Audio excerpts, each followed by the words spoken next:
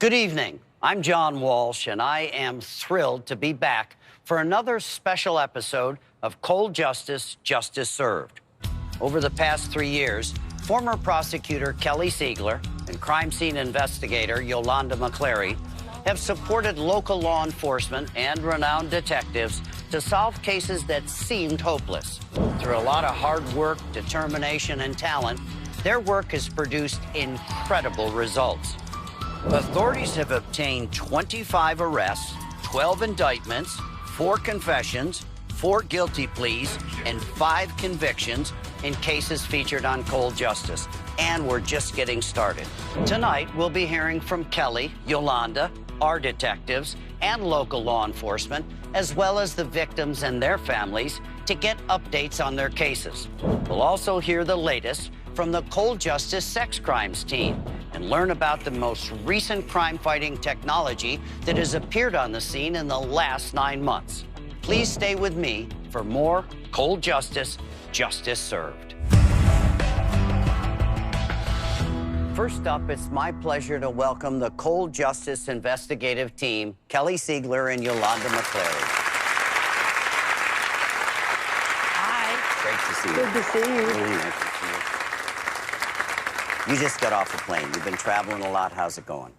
It's a lot of work, but we're making progress in every single case. If they haven't had charges filed already, a whole lot of them will, and it's all good. A few months back, you said you were going to take some time to be with your family. Tough to work, spend the family time, focus back in on these really difficult cases? Actually, it's working out well for me. I'm loving it because I love doing this. Don't want to leave it, but now I get to see those little grandbabies a lot more, so it's great. We're going to talk about another case where the Cold Justice team was looking for justice when they traveled to Terre Haute, Indiana, to assist local law enforcement in the effort to find out who killed a young woman named Erica Case. So let's take a look back and see where this investigation stands today. On September 5th, 1998, 19-year-old Erica Case was found murdered. I found her laying on her back, covered up. 2 local boys, Clint Mackey and Isaiah Dooley, both admitted they were with Erica the night she was murdered, but denied any involvement in her death. She had 33 cuts to her body, absolutely brutal. Because each boy's testimony implicated the other, and because there were no other witnesses, the case went unsolved. Still, Erica's family demanded justice for Erica. The Vigo County Sheriff's Department reopened the case, and together with the aid of the Cold Justice team, were able to find witnesses that described Clint's history of violence with women, and another that swore Clint admitted to being at the crime scene. And he went on to describe about how when he came to, like, he realized he had blood on his hands. This is new. Then Clint began to change his story under pressure. As I'm talking to him, I'm thinking I'm looking directly in the eyes of a killer. And the team knew they had a case. Mackey's got a whole entire criminal history. I mean, he's clearly the guy that did this. I think we're ready. All right, let's go take everything. This is the best news that we've gotten in 15 years. Then on January 21st, 2014, Clinton Mackey confessed. I walked in the house, I grabbed the knife, I killed her.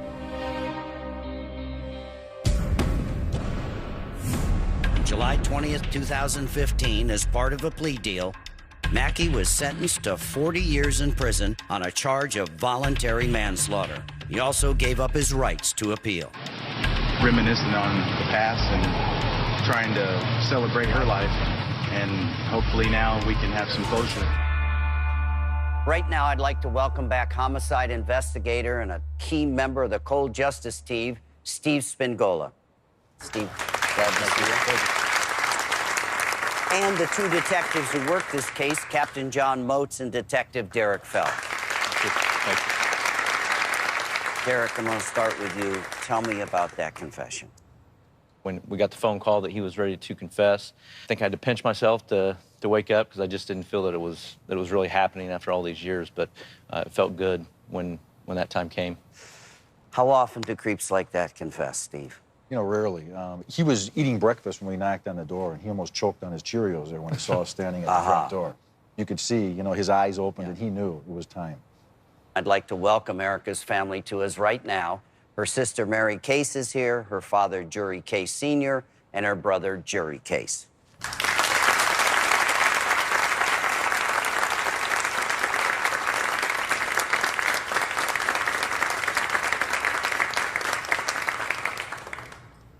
It's wonderful that you're here. When you heard that these guys were coming, what did you think? I had looked into the show before, and then I saw that the local law enforcement should be the one to contact them. So I was getting ready to call, and then John Moats called me and said, "How do you feel about this?" So a wonderful coincidence. I was actually thrilled because, we really hadn't given up.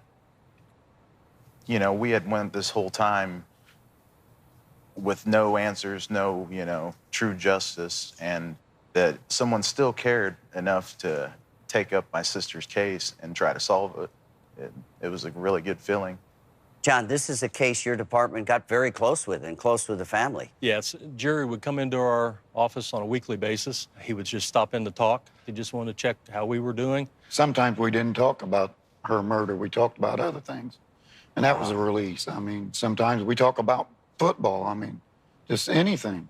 They are part of our family now. I talk to them, we text, we email in a special way. How did you find out that this guy confessed? They called me and told me confess, and they were going to bring him in. DA says to you, plea bargain, we can get this, or we go to jury and roll the dice. What did you think? We had a lot of input, actually. We met with the prosecutor on multiple occasions, and there were a couple suggestions thrown out there that we turned down, and it was a negotiation that our family was involved with, and thankfully, Kelly helped us to navigate through some of that legal language. I told them what I've said my whole career. Here's what you got to know. Every family wants the maximum. But you can only get that by going to trial. And as much as you tell yourself that you can stand a trial and you want a trial because you want all the answers and you can take it, you really don't want to do that unless you have to. And the other thing about a trial is that you sit through a trial and you get a little more time than you might in a plea bargain, but then you have all those years of appeals. And you don't need that anymore to quibble over a few years. Opens the wound Take again. the plea Just bargain, opens the wound. have your finality, get some peace, and move on with your life. You're looking back, what do you think about the plea deal? It was like a weight lifted off my shoulders. I felt relieved when I found out that he was going to be in prison and he can't get out. He can't appeal. I was never able to bury my son because it took 27 years to solve that case. You want to have that ending. You want that memorial, and you did it beautifully. Thank you. Thank you. When we come back, we'll discuss the episode Smoking Gun, one of our many cases that have touched the hearts of local law enforcement and the Cold Justice team. Stay with us.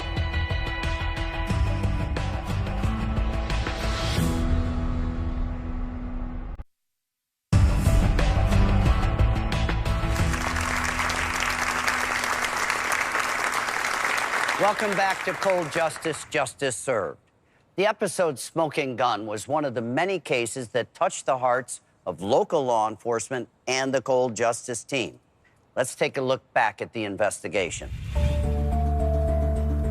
On March 17, 1991, 22-year-old Stacy Dillon was found dead, shot at close range in the face. Devastated by the loss of her only child, and despite the case going cold, Judy remained confident that Stacy's killer would be held accountable. Whoever done it will pay somewhere. When the Cleveland Police Department reopened the case, Robert Houston, with whom Stacy had a romantic relationship, quickly emerged as the primary suspect. Unfortunately, the team learned that their key witness had died. The problem that has come up is that Jeff Brewer is deceased. During the original investigation, a confidential informant known only as Becky stated she'd had a conversation with Robert on the night of the murder. Because Jeff Brewer was dead, finding Becky became crucial. I want to put Becky in red because we kind of got to have Becky. They found witnesses who revealed Stacy wanted to end the relationship. And in retaliation, Robert was blackmailing Stacy, threatening to out him if he did not call off the breakup. When they tried to speak to Robert, he refused to cooperate. Well, I'll have to speak with my attorney first. He lawyered up. Without the ability to interrogate Robert, and without Becky, the team felt they did not yet have enough evidence to arrest Robert. I used to have a file drawer in my office that I called my waiting on God drawer. That was where I put cases where I needed something to happen that was out of my control. And that's where this case would go. It's time to tell Judy the disappointing news. We don't have enough to proceed with a kind of indictment at this time. Keep working in the case. Well, there's always a hope. And without a hope, you can't go on. That's right. Correct. Please welcome Captain Mark Gibson, who's been working this case for years. After the show aired, some good things happened, didn't they? Oh, yeah. Becky has surfaced. She actually contacted us and came in. Yes, she did. Right. She is a very credible witness. She's a very credible person. This puts new juice into this case, doesn't it? We still have a long ways to go as far as Becky and her testimony and what things that she would be able to testify to. They're a very key part of the case. And well, whoever Becky is, I want to say from the victim's standpoint, I admire her courage to come forward. Well, I got to tell you, the whole town really stepped up, is saying maybe it could be this, Becky, which I really thought was awesome. You know, that they watched this and they thought that much of Judy and Stacy. It was that they great. cared. Yes. They cared. I think that's why this show is so important, because Becky, for example, is coming forward because she was able to see the show. Absolutely. She's going to do the right thing. yeah, we've had several things that happened, and it's kind of taken a turn where we have a lot of information that we can't talk about for good reasons. And we're working with the district attorney's office, and we're hoping that we're able to go forward with it. So, Really? Oh, my gosh, that's awesome. Pretty amazing. Let's bring Judy out here, please.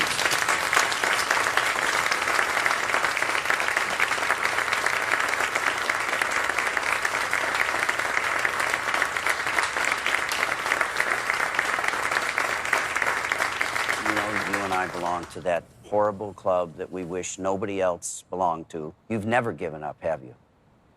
Never will. Never will. When he called me the other day and told me about the mystery Becky, and I felt like I could jump over a 90-foot wall. The lady I saw in that piece is very different to the lady I'm seeing today. Can you tell me how she's changed? I seen a different person. I seen someone that kind of seemed frustrated with life and just kind of beat down. And since then, she's a bubbly personality. Just seems to rejuvenated because of this, and just full of life. And that's worth it to me. Where do you find the strength to keep going after all these years? Well, I feel like my greatest strength comes from God Almighty. And then I've had lots of support through the years that's helped. And then she found Mark, and the bond that they have together is amazing. I want the whole world to know, and he's going to kill me before we get back home. This is my hero. Well,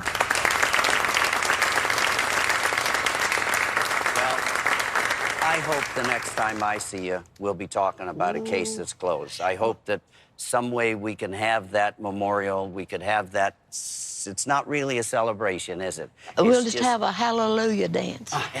There you go. There you go. I love your spirit. It's just, it's infectious, isn't it? Yes, It is. yes, yes. Now, Judy, you know we're going to continue to follow this case, and our hearts and prayers are with you, and we can't thank you enough for having the courage to come here. God bless. Thanks for having me.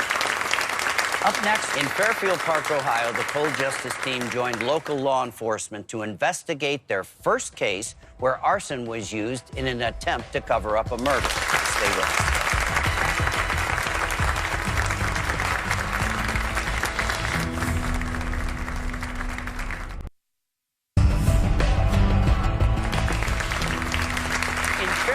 Park, Ohio, the Cold Justice team assisted local law enforcement to investigate a case where arson was used in an attempt to cover up a murder. Let's take a look. On a summer afternoon in 2007, a fire was reported in Fairview Park, Ohio. When the fire department arrived, they found the body of Gwen Bewley. My mother didn't deserve to die like that. Investigators quickly determined that Gwen's death and the fire were no accident. She was dead before the fire of unnatural causes. So your opinion is somebody put stuff on her and then set That's her on fire? absolutely my opinion. Gwen's next-door neighbor, Tim Shalene, immediately emerged as a person of interest. Now, after her death, I mean, he's caught with her things. Credit cards and a rental car. Phone records shattered his alibi. He states that he is in Michigan. Tim's phone is within 1.5 miles of Gwen Bewley's home.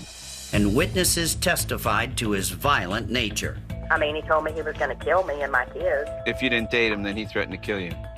Yeah. But it was new computer technology, unavailable at the time of the murder, that provided the all-important motive. August 16th is the first time he checks on this computer this account. He knows that she knows something funky's happening with her credit cards. And she's onto it.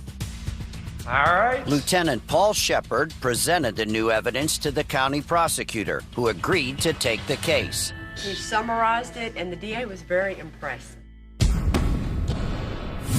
It appears Sue Mazzoni and her relatives are finally getting the closure and justice they've been seeking for more than 7 years. She just didn't deserve to die like that, and we just want to be able to have peace and move on. Tim Shalene faces a jury on October 21st, 2015. Tough case, and right now I'd like to welcome back an old friend and a member of the Cold Case Squad, Detective Alan Brown. I want to start with you, London. Why are arson cases so challenging? Because they destroy everything. They destroy potential evidence. Not only does the fire destroy it, but then you got the fire department that's going to come in. They need to put the fire out. So now they douse it with water, and that's where arsons get very difficult. You brought in some computer techniques to find out something about the history of her computers. Eric Devlin, who's a former prosecutor, and he had just bought this brand new technology that wasn't available for Gwen Bewley's case way back then. And when he reprocessed them, man, we hit the jackpot. It's modern technology caught up That with him, helps. basically. It's a good thing that the investigators kept the old computers and they didn't give them back or destroy them, because that's where the best evidence came from. A lot has changed since you retired. Oh, yeah. I'd rather have somebody's cell phone than DNA. I call it the roadmap to your life. You give me somebody's cell phone, I'll tell you everything about them. I got to say, you did a hell of a job on that case and got justice for that wonderful woman. Now, working on very tough, cold cases can be mentally, emotionally, and physically exhausting. So this group uses humor as a way to keep up morale. Uh-oh. Let's take a look. You want to hear something funny? What? So I was figuring out this case is from 33 years ago. I was graduating high school, and I'm like doing the math because I'm going, 33 years ago, it can't be because I'm only 35. Chick pulls up next to me in a truck, and she's got this bumper sticker on it that says, "I got a big rack." And I'm thinking, you know, most chicks don't talk like that. When she gets out, I stared at her, and she said, "It ain't my boobs." She said, "She's got a rack in the car." Oh, I got the heater on. Sorry, guys. Oh, I got my seat warmer on. That's why I'm tired. That's why. She's like, my ass is on fire. What's up? Getting hot flashes, Yolanda. You're right. They're coming. I worked a pretty good case where the suspect, he was a plastic surgeon. And guess what all of the girls in his office had? Do I need to say it? Yes, they did. Well, you got to advertise somehow. She has the biggest chi-chis you have ever seen. Kelly can't get over I it. can't get over it. When you're talking to her, that's all you can do. I'm telling you, and her shirt was see-through. Do you read Pat Conroy? You don't read Pat Conroy and you're from South Carolina? I don't read much. Oh, my God. I like pictures. What I want to do, run a doggy daycare when I'm done with all this stuff. Dogs love you no matter what I've done. I've come home late. They haven't come at all. I'm never asked for to use the credit cards or nothing. Just sitting there by that door. We don't want to leave anybody in the car, you know, like you leave. Oh, leave the keys there. I was going to say the pit in the car and they die. We come out here probably all dried up. I don't want that on my head. Leave the keys. gonna learn this, young detective. Bitches remember things way better than men. Don't piss off the winches, all right? I saw Lee, your sister's pictures up there. The girl right next Beauty. to her was my year, Mary Jo. And where's yours? They didn't pick me. For the Rice Queen? Rice Festival Queen candidate. Did you cheer your sister on? Yeah. There's no way that bitch should have been in a beauty pageant, but I cheered her on. Oh, you bad. I'd like to welcome back Steve Spingola and Abby Abandondolo. Tell me some of the funniest things that's happened to you guys over the years. Just the last one we did, we're out in the middle of nowhere, and this woman sitting in a lawn chair. And as soon as I lean forward and I start talking to her, I point my finger at her to kind of get a little tough with her. A bird crapped right in the middle of my hand. And I went, oh my God, a bird just crapped on me. And we're like in the middle of nowhere in the woods. Broke my whole mojo right there, man. It was over. But John, they've known each other forever. And we work together a lot on a lot of high-profile cases. We managed to keep our senses about us and have a good time, even working through some really tough cases. Or sometimes you see something that you just go, holy shit. You might laugh about it or whatever, but you do have a different sense of humor. And every now and then those F-bombs slip out. Yolanda does that all the time. But everybody... I won't even lie, I do. Everything you do, everywhere you go, somebody records it. And is that in the back of your minds? And especially now with what's going on in law enforcement across the country. Yeah. I think it's affecting the way that these crimes are being solved. People are afraid to go out and do it, which is a sad fact of life. And now several states have passed laws that the police have to wear a camera. What do you think that's going to do to policing? I think it's going to improve it. I think it's going to be a better deal for police officers because when you look on TV and you see somebody's cell phone video, you don't have the whole story. You don't have the backdrop story that led up to that. And I think that's what's going to make things better because everybody forms an opinion on a cell phone video that catches a few seconds of an incident that may have been going on for 3 or 4 minutes. Abby? Exactly. The entirety of the incident will be captured forever and undisputed. So it probably is a good thing for law enforcement. Yeah. Absolutely. Well, thanks for being here. When we come back, you'll hear the latest on how the Cold Justice team helped the Okaloosa County Sheriff's Office investigate the mystery of Marie Carlson's disappearance. So stay with us.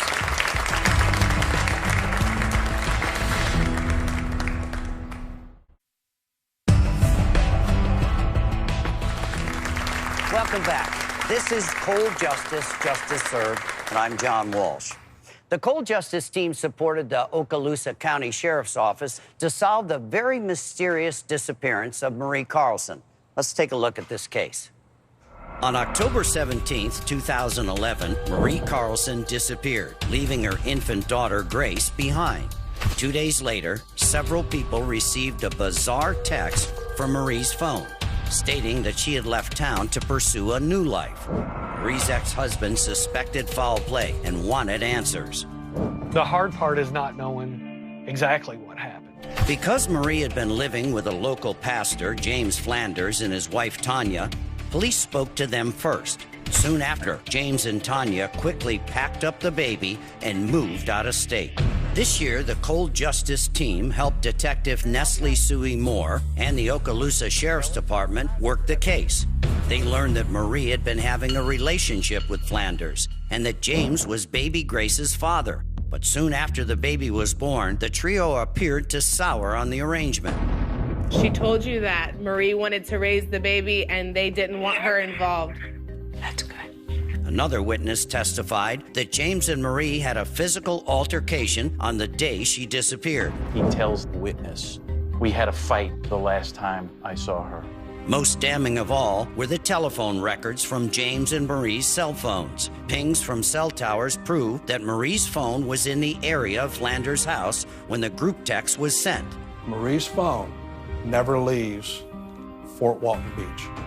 It was time for Kelly and Nestle to break the news to Marie's family. The sad reality, though, is that we have to tell you Marie is never coming home. We're never going to stop. You know that. Thank you. Thanks for doing all this.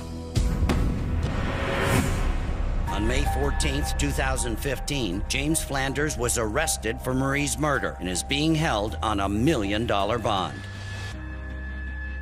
The more you get into this case, the sadder it is. I mean, there's a lot of collateral damage, which we're going to talk about. But how did you find out he was arrested? And when he was, what did you think? The detective from Okaloosa County called me, let me know about it.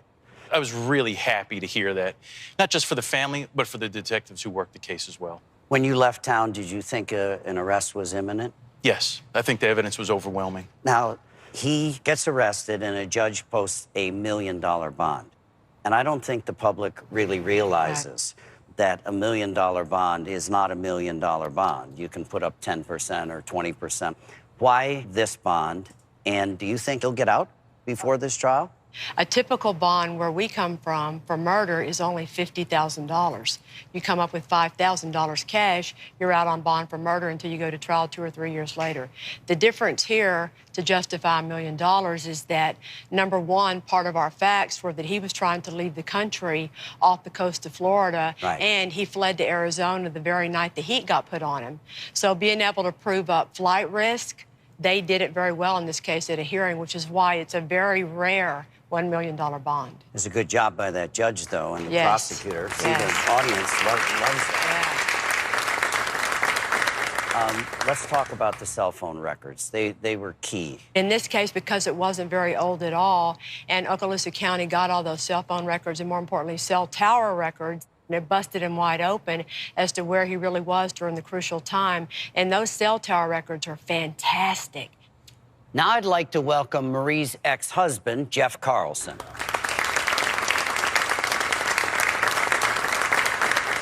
Jeff, thanks for having the guts that you do and being concerned about your ex, her whereabouts.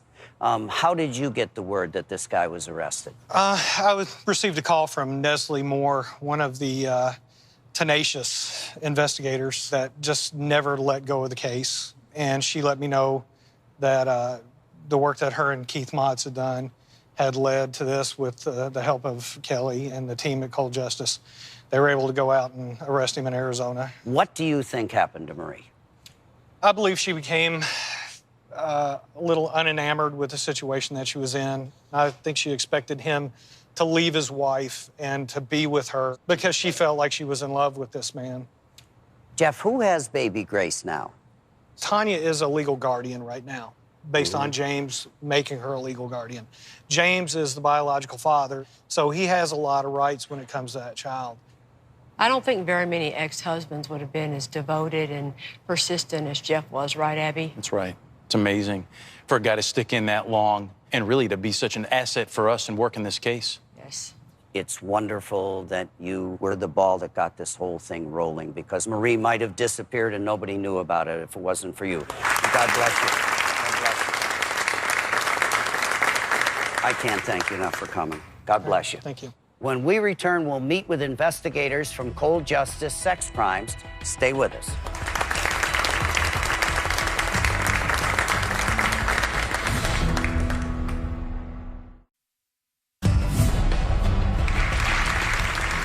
Welcome back.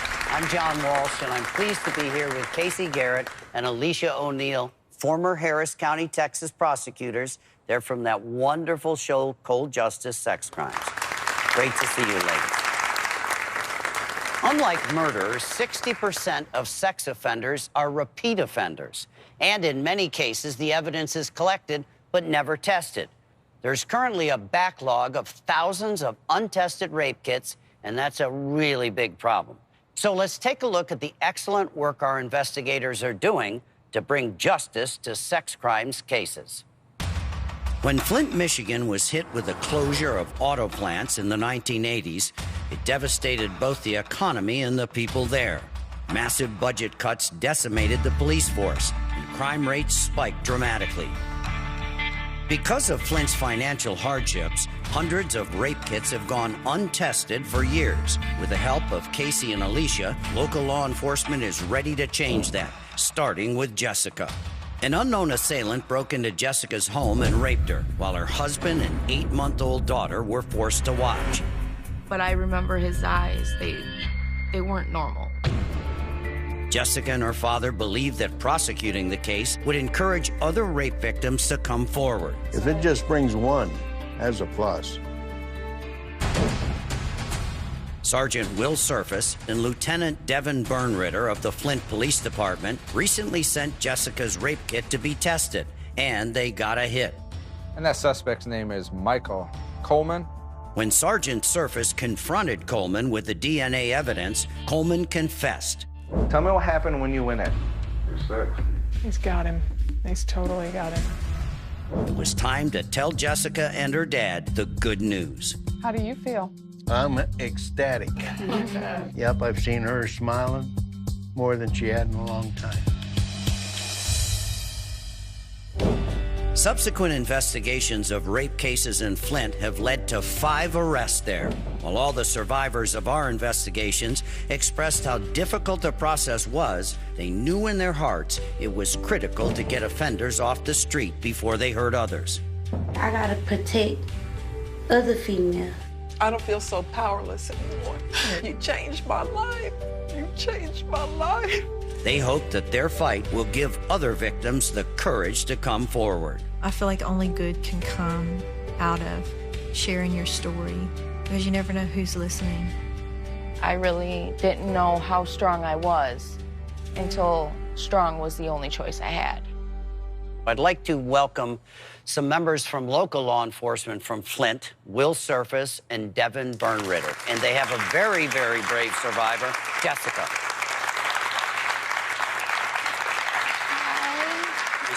Nice to meet you, too. Really nice to meet you. And really impressed by your courage and, and your fantastic attitude to this whole situation. But I want to start with these guys. How big a problem is it across the country? I mean, I know, but I think our audience has no idea how big a problem untested rape kits are. It is a very large problem that is hitting communities all across the United States. Flint is one of those that discovered that we were in this position, and we received some help with the folks from the program to try and get our feet back under us. Devin, how's Flint doing now with the rape kits? Since the television program left, we have been able to submit 31 additional cases with DNA. Of those 31 kits, we've gotten 15 responses where the name associated with the DNA has been returned to us. So simply by running those kits, you were able to get 15 hits and probably almost close 15 cases. Will, why is it so important for victims of sexual assault to come forward? This is a horrendous act that has been done to them. I'm forced with the act of coming up to them and saying, please tell me the most horrible day of your life. Tell me in detail over and over again. And that's hard, but that is exactly why the victims need to know we're here for them. They're not alone. I think that one of the main things is really still a culture of victim blaming in our nation, where sexual assault is really the only crime that can happen to you, where people immediately start thinking of ways you contributed to it. I mean, we spent a lot of time in the trenches with Will. Let me just tell you, he has such a passion for these cases and for these victims. If there were more sex crimes detectives like Will, then people would feel a lot more comfortable coming forward. Everybody's so impressed of your courage. Oh, yeah. Absolutely. And you're the main reason Michael Coleman is behind bars. How did you find out he got caught? I got the call from Will, and I was in disbelief at first. And then I found out that he gave a full confession, and I lost it. I didn't think he would make it that easy to put him behind bars. Why do you think you came forward so strongly? I was strong because my daughter was there that night. Actually, she was 8 months old when it happened. And I wanted justice for her as well as myself, but it was more for her. God, you have done something for her, and when she gets old enough and finds out what happened to you, and she's going to have to say, Mom, I'm so proud of you. You were so strong, and you put a horrible guy behind bars that could have gone out and hurt some other people.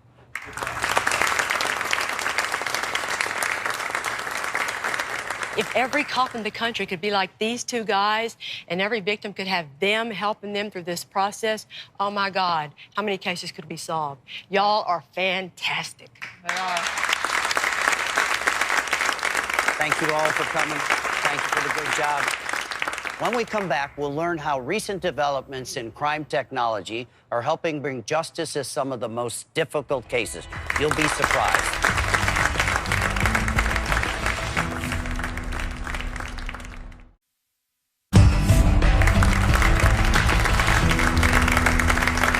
Welcome back to Cold Justice. I'm John Walsh. Yolanda recently took another trip to Sorensen Forensics, where she met Cami Green, the DNA analyst who showed her some of the newest technology that they're using today.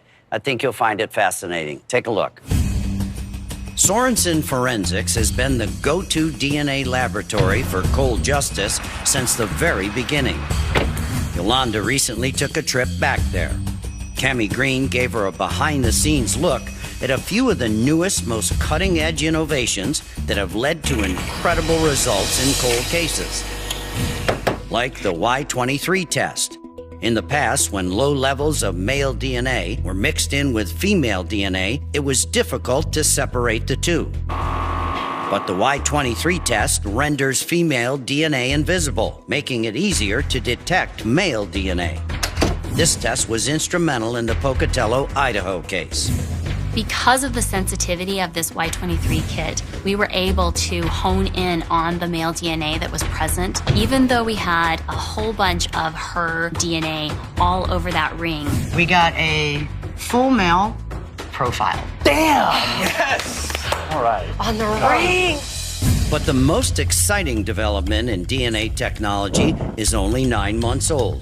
It's called phenotyping, which can create a facial reconstruction from an unknown DNA profile. Dr. Ellen Graytack of Parabon demonstrated this remarkable new tool they call Snapshot for Yolanda and Cami. So we're starting from this DNA sample that we know nothing about. It could be anybody. And then we predict that face. What this is showing is basically, here's how this person could have looked. It's not going to be their driver's license photo, but you're looking for someone similar to these predictions. The Snapshot test was recently used in the cold justice sex crimes case in Clearfield, Utah, to help the team with a serial rape case. So we like to think that the real value of Snapshot is in excluding people.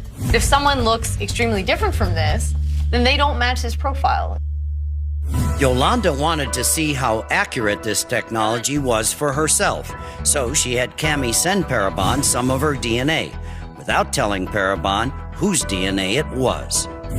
So what we asked our forensic artists to do is to take this picture, which came out of our software at age 25, and say, what would this person look like at 49? Oh, well, you guys are right on. I have a picture that's about 50, 51. Wow. Look at that. And look at the same jawline. one. It's like exact. I know. This is such a huge investigative tool now. Yeah, it is. What did you think about the picture they created? It was right on. Pretty amazing. It was amazing. What she said was right, though. It can exclude. If it says our DNA person has blue eyes, then you're not looking for someone who has brown eyes, and that does help you right there. You got to tell me, Alicia, explain phenotyping to us. It's really cool. You know, DNA is the basic building blocks of life, and the information that goes into your DNA determines what you're going to look like. So what Parabon's been able to do is reverse engineer that and tell us from that strand of DNA what that person most likely looks like. So in one of the cases we worked on, the phenotyping became very important. 10 out of the 11 victims described him one way. Right. And it was completely corroborated by this phenotyping. Fantastic breakthrough, isn't it? Oh, yes. Technology. Absolutely. Well, before we go, I got to thank you for your wonderful work. You've had some fantastic successes. Just keep up the good work. Keep doing it. Thank you. Thank you very much. Okay. Now, before we go, we're going to take a look at some of our previous cases and see how they're moving forward in the criminal justice system.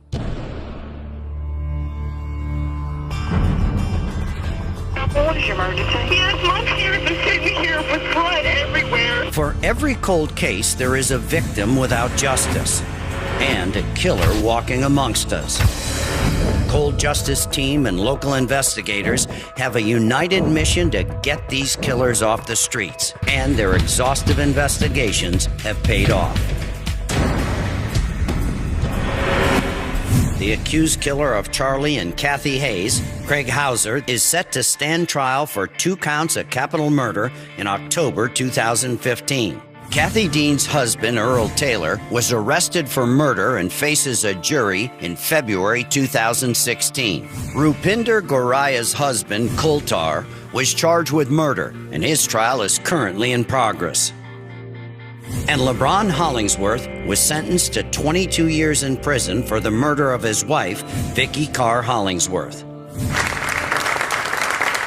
That's got to make you feel good, doesn't it? That those cases are moving ahead. That's because of you guys. The families love you, and the cops have learned to trust you. But do people say that, oh, Hollywood showed up in this little town, they're going to solve our case? Well, they do, and they always will, and it makes me crazy. But if you're the local sheriff or you're the local prosecutor, what I would say is, hey, you call them Hollywood, I call them experts in murder cases. You call them Hollywood.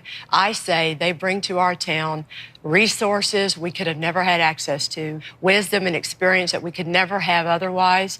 You can criticize me all you want to, but I'm telling you, I'm doing everything I can to clear every case I have. And if you want to criticize me, go for it. But I'm doing my job. I'm on your team. I'm on your side. Good luck.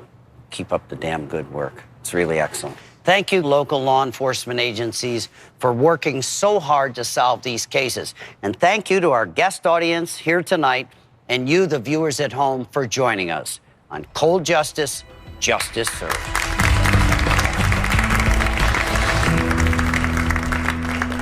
Don't go anywhere. An all-new Cold Justice Sex Crime starts now on TNT.